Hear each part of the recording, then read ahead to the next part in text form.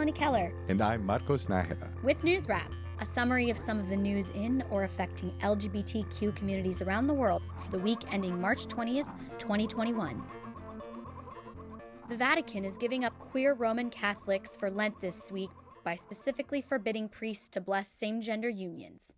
A March 15th declaration issued by the Congregation for the Doctrine of Faith calls such unions a choice and claims that God does not and cannot bless sin. Pope Francis approved the declaration despite the more welcoming attitude towards LGBTQ people he has expressed compared with his predecessors. The document quotes an earlier papal statement that there are absolutely no grounds for considering homosexual unions to be in any way similar or even remotely analogous to God's plan for marriage and family. This week's statement was reportedly in response to an inquiry from some German bishops. There is defiance in the ranks. The queer Roman Catholic advocacy group Dignity USA proclaimed in a press release that they have been blessing and marrying same-sex couples for 50 years and are committed to gaining equal access to the sacraments for LGBTQ+ people. Francis DiBernardo of the Maryland-based New Ways Ministry said that the toothpaste is out of the tube and it can't be put back inside. A group of rebel priests called the Austrian Priests Initiative have their own declaration. We will not reject any loving couple. U.S. President Joe Biden and other high-profile Roman Catholics around the world are lamenting the blessings ban. U.S. Transportation Secretary Pete Buttigieg's husband Chasten posted a social media reminder to queer Catholics that the Pope isn't your county clerk. Sir Elton John tweeted, "How can the Vatican refuse to bless gay marriages because they are sin, yet happily make a profit from investing millions in Rocket Man, a film which celebrates my finding happiness from my marriage to David. #hypocrisy. Blatantly out comic actor-writer Billy Eichner publicly proposed to equally out Schitt's Creek star Dan Levy, just to make the Pope angry. A first-of-its-kind ruling by a district court in Japan has declared that denying queer couples civil marriage is unconstitutional. The Sapporo District Court decision is the first legal victory out of a number of lawsuits challenging the country's ban on marriage equality. However, the court rejected the plaintiffs' demand for financial compensation from the government, 1 million yen each for the pain caused by not being able to marry. Judgments pending in Tokyo, Osaka, Nagoya, and Fukuoka could be affected by this week's ruling. 2 male partners and a female couple were the plaintiffs in the Sapporo case. They filed suit after officials denied efforts to register their marriages in 2019. The district court judge decided on March 17th that those officials violated Article 14 of Japan's constitution, guaranteeing equal treatment. It rejected the government's claim that Article 24 expressly excludes same-gender couples in its definition of civil marriage as based on the mutual consent of both sexes. A number of local jurisdictions and major companies in Japan have already established various ways to recognize same-gender couples. But full marriage rights require federal action, and Japan's conservative government has been consistently resistant. Goldman Sachs Japan's Masa Yanagisawa sees marriage equality as quite business critical. He's also a board member of the NGO Marriage for All Japan and told Reuters that all the other advanced countries have this, so Japan will lose out competitively. Then there's the fact that people can't be who they are. Taiwan became the first in Asia to open civil marriage to queer couples in May 2019, but marriages to people from non-marriage equality countries was excluded, and human rights groups across the island said that about 1,000 couples were rejected last year under those restrictions, according to Pink News. The Taipei High Administrative Court overturned that provision on March 4th. It said that under laws governing binational marriages, foreign laws should not be considered if they interfere with the public order or good morals of Taiwan. Meanwhile, legislation to plug the loophole is pending. However, one of the plaintiffs still can't wed his Malaysian fiancée because Taiwan's marriage laws require documentation that he's single. Plaintiff activist Chi Cha-wei said that the COVID pandemic and fear of repercussions in his homeland have prevented his fiancée from applying for the certificate.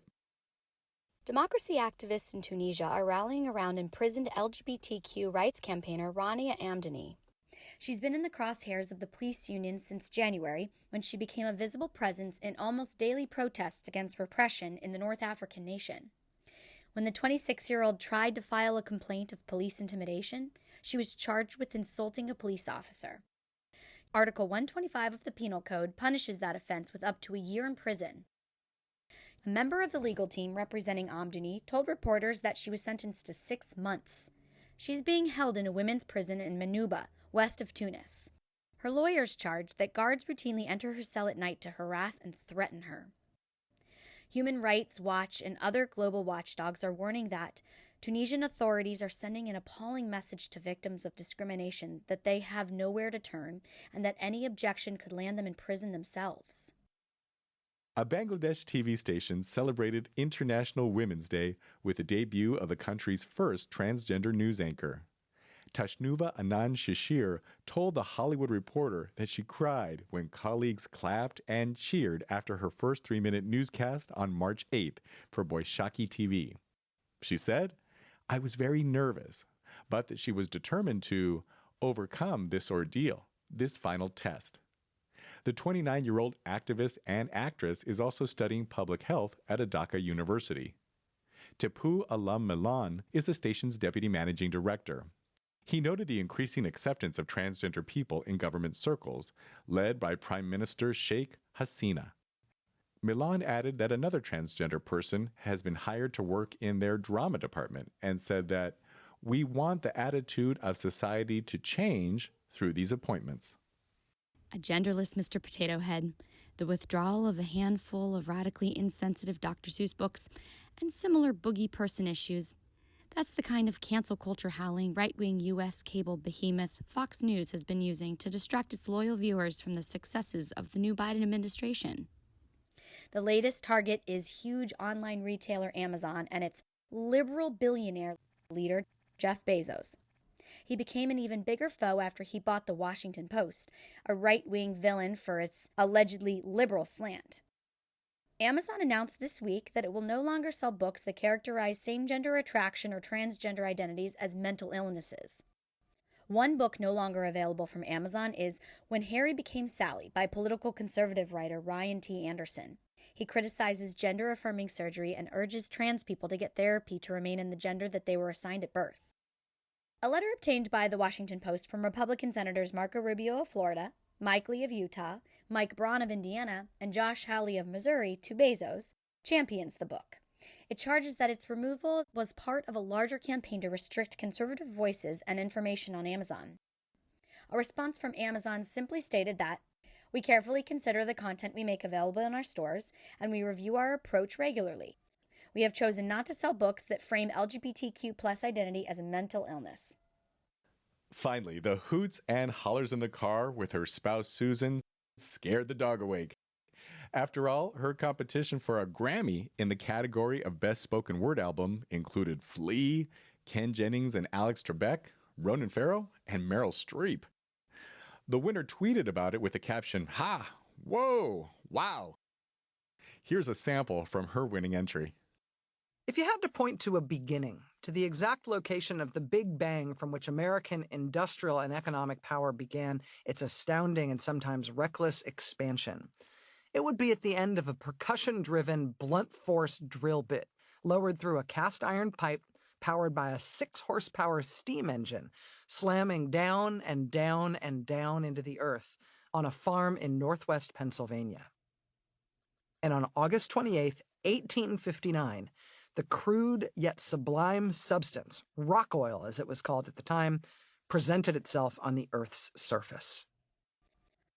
From blowout, corrupted democracy, rogue state Russia, and the richest, most destructive industry on Earth, that was Grammy winner and top-rated MSNBC News commentator Rachel Maddow. And I gotta give her a shout out. We went to college together, making us proud, Rachel. Congratulations.